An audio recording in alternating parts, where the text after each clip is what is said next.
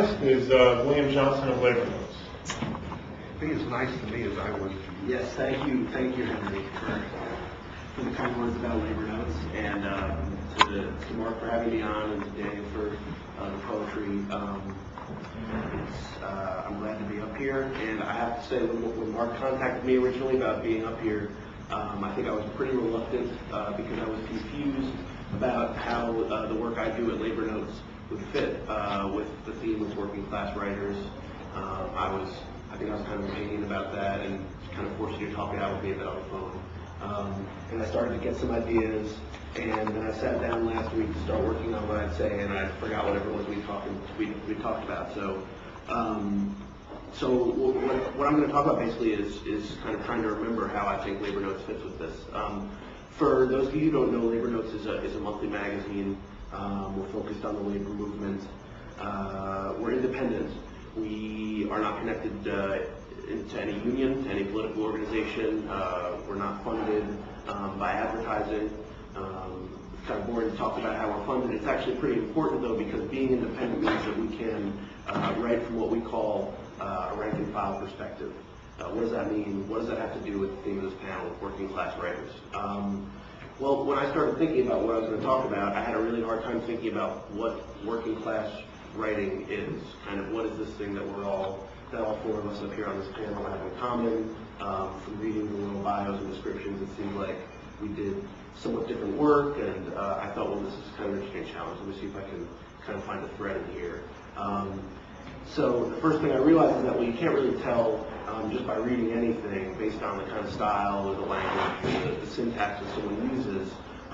You can't tell what their kind of class background is, right? So working class writing is something beyond just the background of what the writer comes from. Just from reading the kind of voice, you can't, get a sense of whether someone worked in a mill or as an advertising executive or anywhere in between.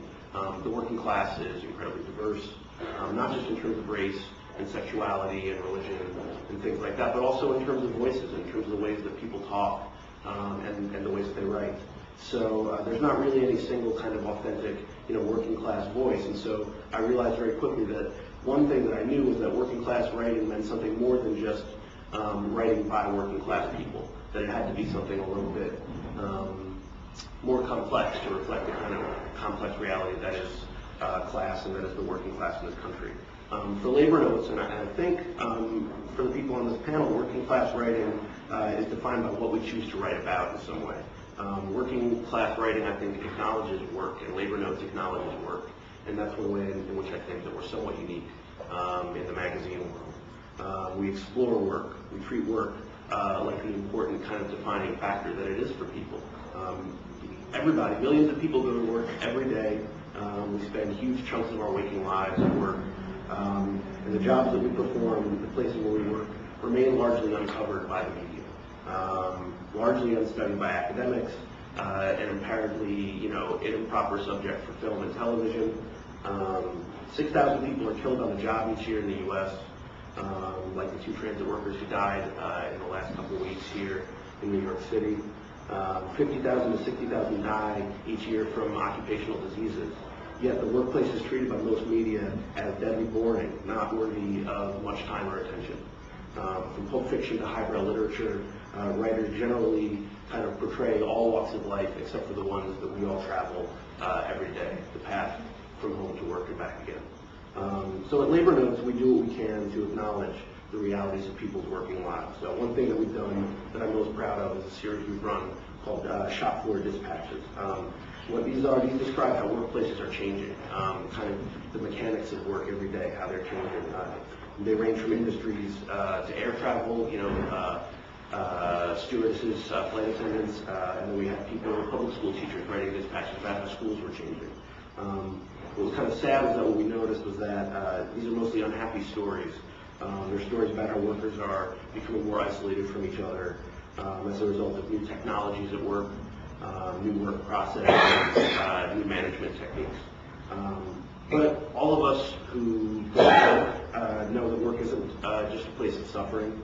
Work is also a place where people can experience camaraderie, solidarity, and power. And these are rare things. And Labor Notes tries to highlight these when they happen. And I'll give one example of the story, the kind of thing that I think Labor Notes does that you won't generally see elsewhere. We ran a story a few years ago about an auto plant in Coopersville, Michigan, where there was a worker who had ADD, attention deficit disorder. And the author changed her name. We'll call her Rosie. Rosie was, according to one of her coworkers, not very popular in the plant. She kind of got on people's nerves. She also got on supervisors' nerves because she was often late and she took a while to learn new tasks. She had a learning disability. There was one supervisor named, the workers had nicknamed the supervisor the Terminator. So you can kind of get a sense of this was also kind of a pain. And this supervisor, the Terminator, began picking on Rosie. Kind of chose her and singled her out, saw her as an easy target, monitoring her really closely, on her back, harassing her with constant questioning about the work she was doing, critiquing her. Eventually, a few weeks before Christmas, the Terminator found that Rosie was working a machine that was running scrap. It was producing scrap metal. It wasn't producing anything that they could use. And she was fired. So Rosie wasn't popular with the coworkers, but they thought management had picked on her as an easy target, had kind of scapegoated her for problems in the plant, and they decided they weren't happy, and they were going to stick up for her. They began working the rule. People know, I'm guessing, what that means. What they did was they began running all the equipment in the plant according to every regulation possible. Any minor safety violation got written up. They filed all the paperwork before they went back to work. They filed the letter of the law. And one of the workers, the quote was, "Production slowed to a trickle." Because there were so many problems every day in the plant that were ignored, that once they started paying attention to them, obviously nothing could get done. While this was going on, Rosie's coworkers also began taking up a holiday collection for her. It was around Christmas time. She had just been fired, and they wanted management to know that although management saw her as an isolated worker, that they could kind of pick out that this was somebody they were going to stick with, and that she was not alone, and that they viewed this more as like a vacation. She was going to be coming back. So they also demanded a meeting with the general foreman. And the foreman said, well, I'll meet with one or two of you. And instead, all of the workers went into the meeting, which again means, of course, there's no work going on. And they went in and they kind of presented their case, and this whole time they're supposed to be making, I think they were making engines. I think it's an engine plant. So these things are not getting made. They accused management of scapegoating Rosie and let them know that these kind of problems were going to continue. So there's a lot more detail. The fight went on, and as you can probably guess, Rosie was eventually rehired. There was a happy ending. The Terminator, the supervisor who fired her, was on the hook for having harassed an employee with a learning disability and was required to attend sensitivity training, which they all had a big kick out of. So yeah, it was a happy ending. The Terminator was not terminated, but was humbled. Was Rosie a riveter? Rosie was a machinist. It's close enough. We can call her that. So it's a small story. It's the kind of thing that you're not going to see in Newsday. It's the kind of thing that you're not going to see in a lot of places.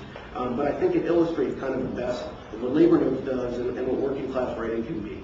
First, the work that these people do, making auto parts, is not incidental. It's a part of their identity in the story, and it's kind of a part of what they, the action that they take, the plot of the story. So it's not just kind of a side detail. It's a really important thing. It's not something to be pushed aside. Secondly, this kind of story emphasizes that there actually is, this is something that people don't talk a lot about. There is a working class. So there is a group of people who exist who are workers who are kind of fundamentally different in some way than the people who employ, harass, and exploit them. And that there are kind of these two different groups. And this example kind of highlights that. And finally, it does what Labor Notes always tries to do. It pays tribute to these workers. It shows that they have power, that they have dignity, that they have ingenuity. We try not to romanticize the working class. Again, it's a really diverse group, and there are workers who are a pain in the neck, like Rosie was. But at the same time, in a culture that encourages a kind of hyper-individualistic attitude or hyper-individualism that portray the working people usually as either kind of dirty, mindless grunts or just ignores them altogether. I think it's important to have people putting out stories that remind us that working people continue to be a force for change, even if it's just in one little auto plant in Coopersville, Michigan. At Labor Notes, I think we provide a valuable service when we keep this vision of working people alive, and I'm very glad to be on a panel with others who share this vision. So, thank you.